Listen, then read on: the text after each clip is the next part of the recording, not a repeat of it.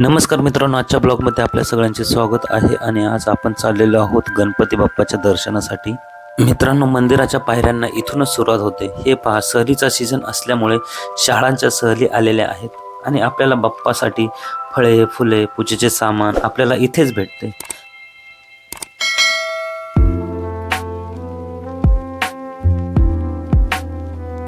मित्रांनो, हे पहा, मंदिरापर्यंत पोहोचण्यासाठी आपल्याला 307 पायऱ्या चढून जाव्या लागतात. आणि हे पहा मित्रांनो, समोर आपल्याला ज्या डोली दिसत आहेत त्या यासाठी आहेत की ज्या लोकांना पायऱ्या चढता येत नाही किंवा वृद्ध लोकांसाठी आहेत.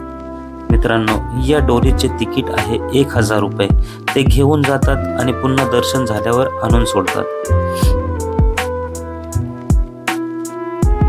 मित्रांनो, या ठिकाणी खूप माकडे आहेत. ही का आहेत याचे मूळ कारण, या लेणीचे मूळ नाव कपिचित बुद्ध लेणी असे होते.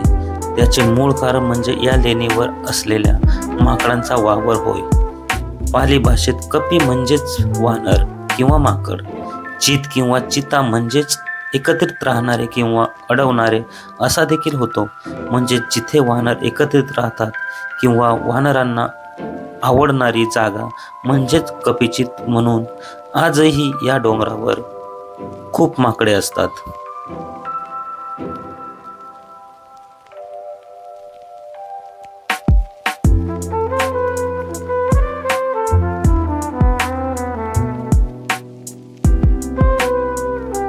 तर मित्रांनो, पायऱ्या चढता चढता आपल्याला मध्येच एक छोटंसं तिकीट घर लागतं आणि तिथे आपल्याला तिकीट घ्यावं लागतं.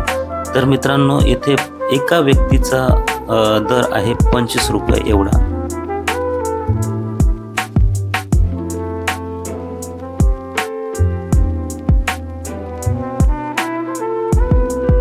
तर मग चला मित्रांनो, आता जाणून घेऊया या भल्या मोठ्या डोंगराच्या लेणीमध्ये बसलेल्या गिरिजात्मज गणपती बाप्पाविषयी. सह्याद्रीच्या डोंगर रांगामध्ये वसलेली ही सुंदर लेणी पुणे जिल्ह्यातील जुन्नर या तालुक्यामध्ये लेण्याद्री या ठिकाणी आहे. जुन्नर तालुक्यात उत्तरेला हतकेश्वर आणि सुलेमानच्या डोंगरांमध्ये असलेल्या 28 लेण्यांपैकी त्यातील 8व्या गुहेत गिरिजात्मजाचे देऊळ आहे. या गुहेला गणेश लेणी म्हणतात. पार्वतीने ज्या गुहेत तपश्चर्या केली असा समज आहे, त्या गुहेमागे कुण्या गणेश भक्ताने या गणपतीची ही मूर्ती कोरली आहे.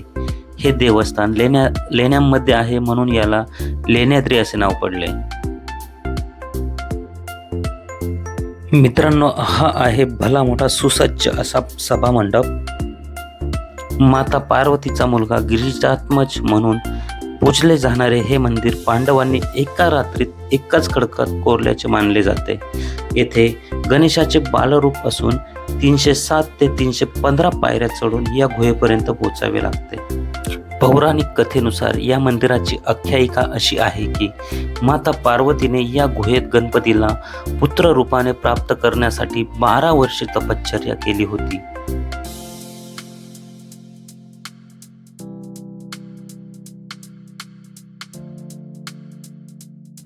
हे पहा मित्रांनो, किती छान प्रकारे असे कोरीव काम केलेले आहे. त्यावेळेस ना कोणता इंजिनियर ना कोणता डिझायनर नसून सुद्धा एवढं छान प्रकारे काम करायचे लोक तेव्हा. हे पहा, आपण पाहू शकता किती छान प्रकारे एकदम मनाला भावून टाकणारं असं काम केलेलं आहे.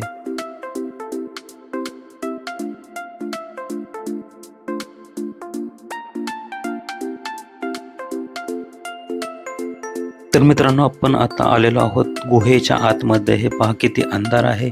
येथे ना कोणती लाईट ना कोणता उजेड, फक्त ह्या गुहेला ज्या खिडक्या बनवल्यात त्यामधनंच फक्त उजेड येतोय. आणि हा आमच्या बॅटरीचा उजेड आहे. इथे पूर्ण अंधार असतो, ना लाईट आहे ना काही आहे इथे.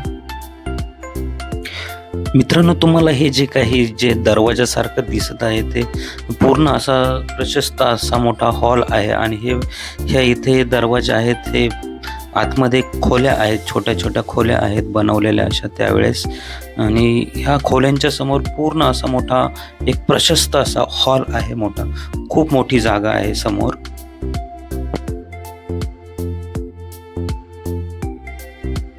हे पहा मित्रांनो, ह्या खिडक्यांमधनंच फक्त उजेड येतोय आतमध्ये. हे पहा, दरवाजातनं आणि खिडक्यांमधून आतमध्ये उजेड येतोय. हे पहा किती मोठा हॉल आहे हा. खूप मोठा हॉल आहे, खूप म्हणजे खूप मोठा हॉल आहे.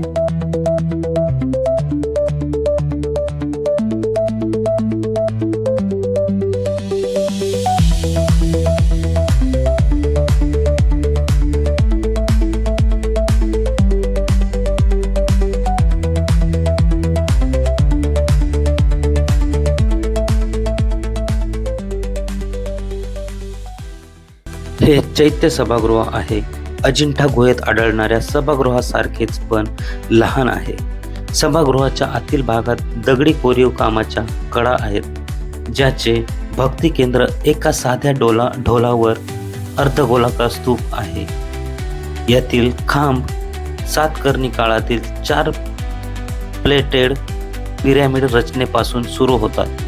त्यावर सिंह, वाघ, हत्ती यांसारख्या प्राण्यांच्या आकृत्या दिसतात.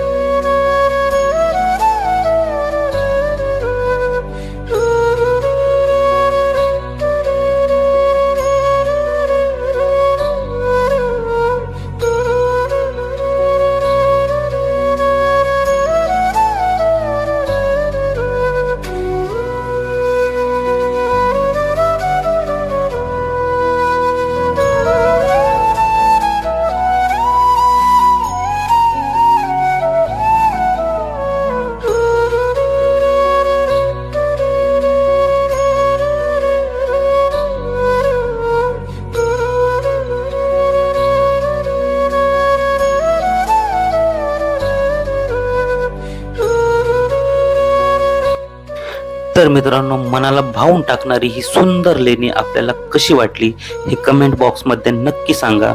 आणि तुम्हाला व्हिडिओ जर आवडलाच तर व्हिडिओला लाईक आणि आपल्या चॅनलला सबस्क्राईब नक्की करा. Bye bye.